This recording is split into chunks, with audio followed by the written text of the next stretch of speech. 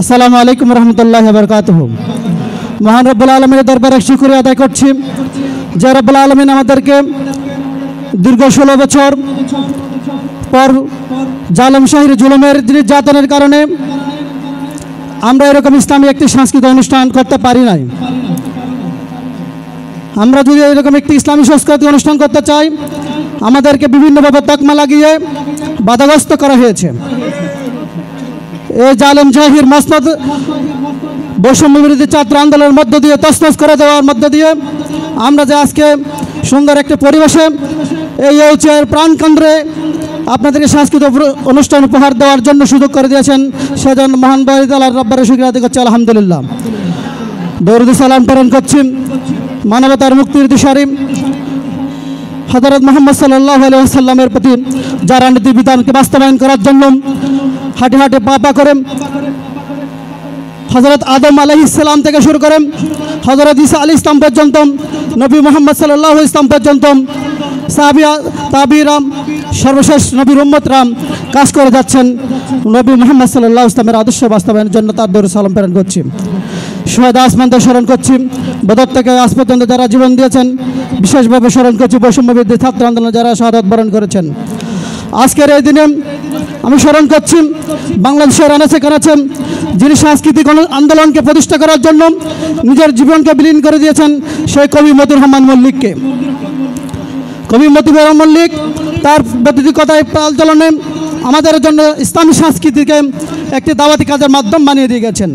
আমাদেরকে শিখিয়ে দিয়ে গেছেন কীভাবে ইসলামী সংস্কৃতি দিয়ে নাটক এবং কটক এবং ইসলামী গান দিয়ে কীভাবে আমাদের সমাজকে আমরা একটি বিনোদন দিতে পারি, সেই সিলসিলা আমাদেরকে জারি করে দিয়েছেন। সেজন্য কবি মতিউর রহমান মল্লিককে আজকে বিশেষভাবে স্মরণ করছি শহীদদেরকে, যারা এই সবুজ ভূখণ্ডকে ইসলামের রাজ প্রতিষ্ঠার জন্য কাজ করে গিয়েছেন।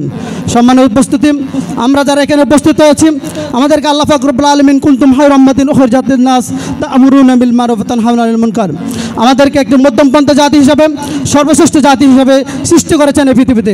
আমাদের কাজ হচ্ছে তা'মুরুনা বিল মা'রুফ ওয়া তানহাউনা আনিল মুনকার, সৎ কাজের আদেশ দেওয়া, অসৎ কাজের বাধা প্রদান করা। আমরা যদি সৎ কাজের আদেশ দিতে না পারি, অসৎ কাজের বাধা প্রদান করতে না পারি, তাহলে আমরা আমাদের যে উম্মত হিসেবে সৃষ্টি করেছেন, আমাদের দায়িত্ব দিয়ে সৃষ্টি করেছেন, সেই দায়িত্ব আমরা যথাযথ পালন করতে পারবো না।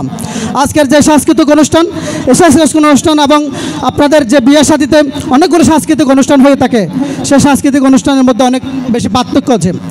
আজকে এই পার্থক্য যদি আমরা না বুঝি, ইসলামী সংস্কৃতি এবং অপসংস্কৃতি যদি না বুঝি, তাহলে আমরা সৎ কাজের আদেশের বাধা দিতে পারবো না, সৎ কাজের বাধা প্রদান করতে পারবো না। সম্মানিত উপস্থিতি, আমরা যারা এসে উপস্থিত হয়েছি, আমরা যারা শুনতেছি দূর দূরান্ত থেকে, আমাদেরকে আল্লাহ পাক রব্বুল আলামিন এই পৃথিবীতে সৃষ্টি করেছেন ইন্নী জাইলুন ফিল আরদি খলিফা, প্রতিদিন হিসেবে সৃষ্টি করেছেন। আল্লাহর নবীরা যেভাবে দায়িত্ব পালন করে গিয়েছেন, ঠিক তদ্রূপ আমাদেরকে দায়িত্ব পালন করতে হবে। যেহেতু আমাদের খলিফা, সেজন্য আমাদেরকে সৎ কাজের আদেশ দিতে হবে, অসৎ কাজে বাধা প্রদান করতে হবে। সৎ কাজের আদেশ দেওয়ার জন্য আমাদের ইসলামী সংস্কৃতিকে সরিয়ে দিতে হবে। আমাদের যেখানে অনুষ্ঠান হবে সেখানে ইসলামী সংস্কৃতিকে আমরা সরিয়ে দেবো। আমরা আজকে যে সাংস্কৃতিক অনুষ্ঠান আপনাদেরকে উপহার দিচ্ছেন, প্রতিধ্বনি সংস্কৃতি সংসদ, এটা পরিচালিত হয় চট্টগ্রাম দক্ষিণ জেলার অঞ্চলে। আমাদের বাংলাদেশের কেন্দ্রীয়ভাবে পরিচালিত হয় সসাজ। আমাদের যতগুলো আমাদের সাংস্কৃতিক অনুষ্ঠান আছে, সাংস্কৃতিক আন্দোলন আছে, আপনাদের ছেলেদেরকে, আপনাদের মেয়েদেরকে আপনার সাংস্কৃতিক আন্দোলনের সাথে যুক্ত করবেন। আপনারা যদি সাংস্কৃতিক আন্দোলনের সাথে যুক্ত করতে পারেন, তাহলে আজকের এই সাংস্কৃতিক অনুষ্ঠান আপনারা এসেছেন, উপভোগ করতেছেন, এটা সার্থক হবে। আমরাই সৎ কাজের আদেশ দিতে পারবো, অসৎ কাজের বাধা প্রদান করতে পারবো। এগুলো প্রদান করতে পারলেই, সৎ কাজের আদেশ দিতে পারলেই, তাহলে আমরা শাসক জাতি হিসাবে আমাদের যে প্রতিনিধিত্বের দায়িত্ব দিয়েছেন, সেই প্রতিনিধিত্বের দায়িত্ব যথাযথ পালন করতে পারবো। সর্বোপরি আল্লাহ পাক রব্বুল আলামিন আমাদের জন্য কাল কিয়ামতের ময়দানে সবাইকে পরস্পরে বসে জান্নাতে যেতে পারবো।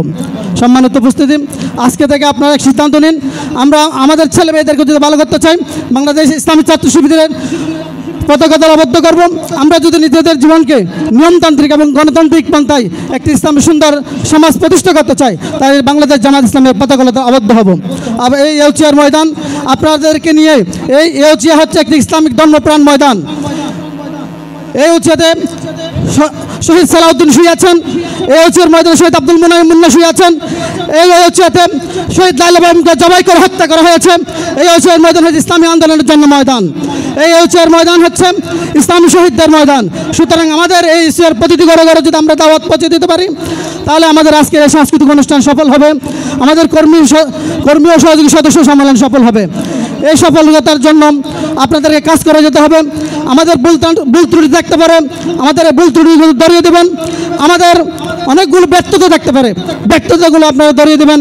আমাদের এই ব্যর্থতা এবং ভুল ত্রুটি ধরে দিয়ে এই আগামীর সুন্দর একটি অযোধ্যা গঠনের জন্য, সুন্দর একটি সাতকানিয়া গঠনের জন্য আপনাদের সহযোগিতা কামনা করে আপনাদেরকে বাকি সাংস্কৃতিক অনুষ্ঠান উপভোগ করার জন্য আহ্বান রেখে আমার কথা এখানে শেষ করছি। ওমা তৌফিক ইল্লা বিল্লাহ। আসসালামু আলাইকুম রহমতুল্লাহ।